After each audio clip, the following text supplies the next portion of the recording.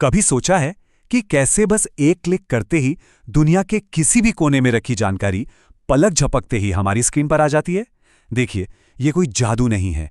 ये कंप्यूटर विज्ञान का वो कमाल है जो हमारी आज की कनेक्टेड दुनिया को असल में संभव बनाता है। अच्छा, जरा इस सवाल के बारे में सोचिए। ये एक बहुत ही आम सी बात लगती है ना, लेकिन यही रोजमर्रा की सिचुएशन एक बहुत ही गहरे और पावरफुल कॉन्सेप्ट की तरफ इशारा करती है, जिसके बारे में आज हम बात करने वाले हैं। और इसी सवाल का जवाब हमें मिलता है ऑपरेटिंग सिस्टम्स की दुनिया के एक बेहद जरूरी चैप्टर में। आज हम गहराई से समझेंगे अध्याय 17, वितरित प्रणालियां, यानी कि डिस्ट्रीब्यूटेड सिस्टम्स। तो आज हम क्या क्या देखने वाले हैं? सबसे पहले हम समझेंगे कि भाई कंप्यूटरों को आपस में जोड़ने की ज़रूरत ही क्यों है। फिर हम देखेंगे कि ये जुड़े कैसे होते हैं, यानी इनका नेटवर्क कैसा है। फिर वो आपस में बात कैसे करते हैं, उनके नियम क्या हैं, उनके काम करने के दो अलग अलग स्टाइल कौन से हैं। और हाँ, जब कुछ गड़बड़ हो जाती है तो सिस्टम फेल होने से कैसे बचता है। और आखिर में हम डेटा को हर जगह एक जैसा बनाए रखने की सबसे बड़ी चुनौती को भी समझेंगे। तो चलिए सबसे बुनियादी सवाल से शुरू करते हैं। आखिर हम कंप्यूटरों को एक साथ जोड़ते ही क्यों हैं? इसका सबसे अच्छा जवाब एक शब्द में है, टीम वर्क। देखिए, एक डिस्ट्रीब्यूटेड सिस्टम असल में कई अलग अलग आज़ाद कंप्यूटरों का एक ग्रुप होता है। लेकिन मज़े की बात यह है कि ये सब मिलकर ऐसे काम करते हैं जैसे मानो वो एक ही बड़ा पावरफुल कंप्यूटर हो। इसे ऐसे सोचिए, जैसे ये कंप्यूटरों की एक टीम है। हर कंप्यूटर अपना अपना काम कर रहा है, लेकिन बाहर से देखने वालों को लगता है कि ये एक ही यूनिट है जो सारा काम कर रही है। तो इस टीम वर्क के फायदे क्या हैं? सबसे पहला और सबसे ऑब्वियस, रिसोर्स शेयरिंग। जैसे एक ऑफिस में 10 लोग एक ही प्रिंटर या एक ही फाइल सर्वर इस्तेमाल करते हैं। दूसरा है स्पीड। कई सारे कंप्यूटर मिलकर किसी बहुत बड़ी कैलकुलेशन को बहुत तेजी से कर सकते हैं।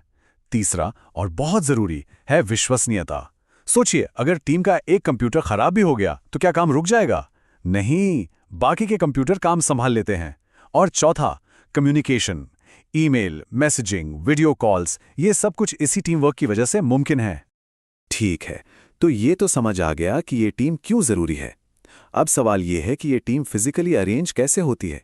इसे एक ऑफिस के लेआउट की तरह सोचकर देखिए। यहाँ पर दो मेन तरह के लेआउट होते हैं। एक है लैन, यानी लोकल एरिया नेटवर्क। ये ऐसा है जैसे पूरी टीम एक ही कमरे में या एक ही बिल्डिंग में बैठी हो। यहाँ कम्युनिकेशन एकदम फास्ट और भरोसेमंद होता है। दूसरी तरफ है वैन, यानी वाइड एरिया नेटवर्क। ये एक ग्लोबल टीम की तरह है जिसके मेंबर दुनिया के अलग अलग कोनों में बैठे हैं।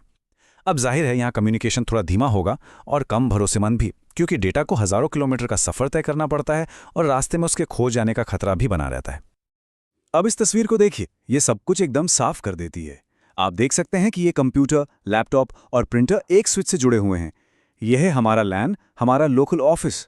और फिर ये पूरा का पूरा सेटअप एक राउटर के जरिए बाहर की दुनिया से, यानी वैन या जिसे हम इंटरनेट कहते हैं, उससे जुड़ जाता है। चलिए आगे बढ़ते हैं। टीम बन गई, वो कैसे जुड़ी है ये भी देख लिया, पर अब सवाल ये है कि ये आपस में बात कैसे करती हैं। देखिए, किसी भी टीम को ढंग से काम करने के लिए एक रूल बुक, एक नियम पुस्तिका की जरूरत होती है। कंप्यूटरों की दुनिया में भी बिल्कुल ऐसा ही है। और इसी रूल बुक को हम टेक्निकली कहते हैं कम्युनिकेशन प्रोटोकॉल। ये बस कुछ सेट रूल्स हैं जो तय करते हैं कि डेटा एक मशीन से दूसरी मशीन तक कैसे भेजा और रिसीव किया जाएगा। ये एक तरह से वो कॉमन भाषा है जिसे बोलने पर टीम के सभी मेंबर्स राजी होते हैं, ताकि कोई कंफ्यूजन ना हो। और ये जो कम्युनिकेशन है ना, ये कई लेयर्स यानी परतों में होता है।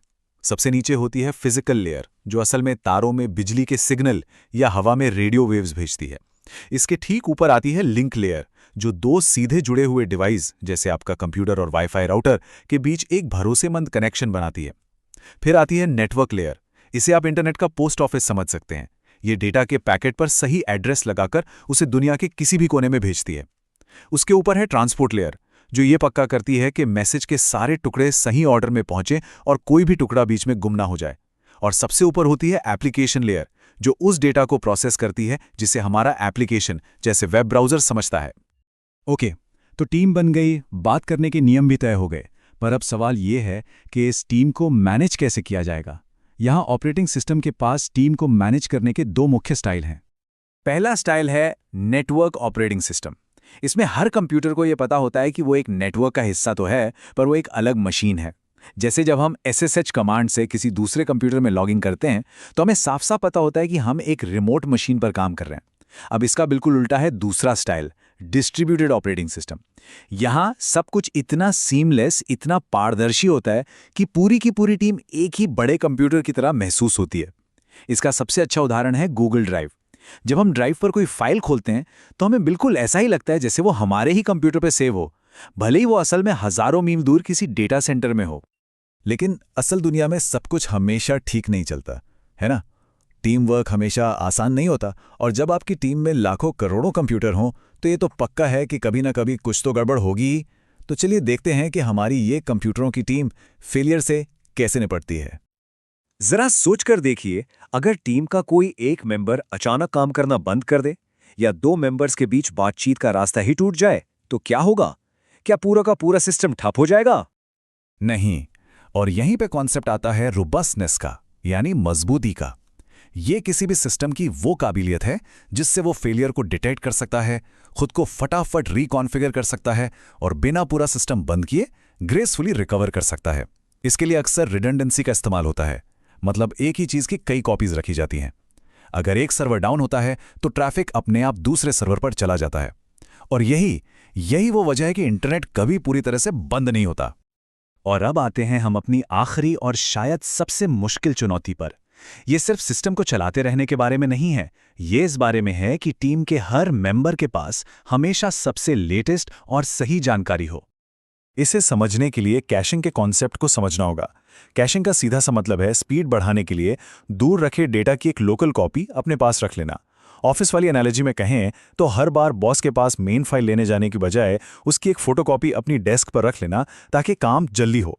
और ये बहुत ज़रूरी है क्योंकि नेटवर्क पर दूर सर्वर से डेटा लाना अपने लोकल कंप्यूटर से डेटा पढ़ने के मुकाबले हज़ारों गुना धीमा हो सकता है।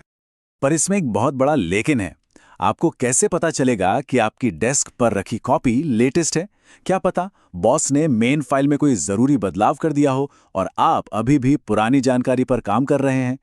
बस यही है डेटा कंसिस्टेंसी, यानी संगति की चुनौती। अब इस प्रॉब्लम के दो मेन सॉल्यूशन हैं। पहला, क्लाइंट इनिशिएटेड, मतलब आप यानी क्लाइंट हर बार फाइल इस्तेमाल करने से पहले सर्वर से पूछेंगे, भाई ये कॉपी अभी भी ठीक है ना? ये तरीका सिंपल है, पर इससे नेटवर्क पर बहुत ट्रैफिक बढ़ जाता है। दूसरा तरीका है सर्वर इनिशिएटेड। इसमें सर्वर खुद ही सबको चिल्लाकर बता देता है, हे मैंने फाइल अपडेट कर दी है, सब लोग नई कॉपी ले लो। ये तरीका ज्यादा एफिशिएंट है, लेकिन इसमें सर्वर को ये याद रखना पड़ता है कि किस किस के पास कॉपी है, जो अपने आप में एक मुश्किल काम है। और ये सारी जटिलता हमें महान कंप्यूटर साइंटिस्ट लेस्ली लैम्पोर्ट के इस मशहूर कथन की याद दिलाती है। उन्होंने कहा था, डिस्ट्रीब्यूटेड सिस्टम वो होता है जिसमें एक ऐसे कंप्यूटर के फेल हो जाने से, जिसके बारे में आपको पता तक नहीं था, आपका अपना कंप्यूटर बेकार हो सकता है। ये बात इन सिस्टम्स के आपस में जुड़े होने और उनकी नाजुकता को बहुत खूबसूरती से बताती है। तो ये डिस्ट्रीब्यूटेड सिस्टम्स ही हमारी आज की डिजिटल दुनिया की रीढ़ की हड्डी हैं। लेकिन जैसे जैसे अरबों नए डिवाइस हमारे फ़ोन से लेकर हमारी घड़ियों और गाड़ियों तक इस ग्लोबल टीम का हिस्सा बन रहे हैं, ये सवाल हमें सोचने पर मजबूर करता है। भविष्य में इस इतनी बड़ी और कॉम्प्लेक्स टीम को एक साथ भरोसेमंद और कंसिस्टेंट तरीके से काम करवाने के लिए हमें टीम वर्क के किन नए नियमों का आविष्कार करना होगा।